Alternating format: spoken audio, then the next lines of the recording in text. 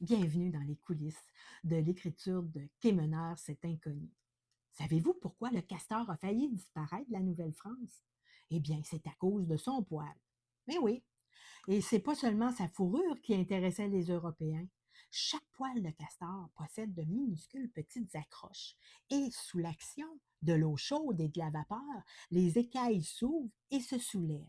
Alors quand on presse ensemble, ils s'entremêlent et forment un feutre d'une qualité exceptionnelle. Résultat, des chapeaux solides, imperméables et très à la mode.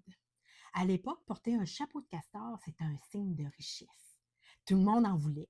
La demande était tellement forte qu'on estime qu'environ 2 millions de castors ont été tués. Imaginez. Puis c'est pas tout. Il y a des croyances plutôt étonnantes qui circulaient. Certains étaient convaincus que porter un chapeau de castor rendait plus intelligent. D'autres allaient jusqu'à dire qu'il pouvait redonner l'ouïe aux personnes sourdes. Aujourd'hui, ça nous fait sourire, mais ça montre à quel point le castor était précieux.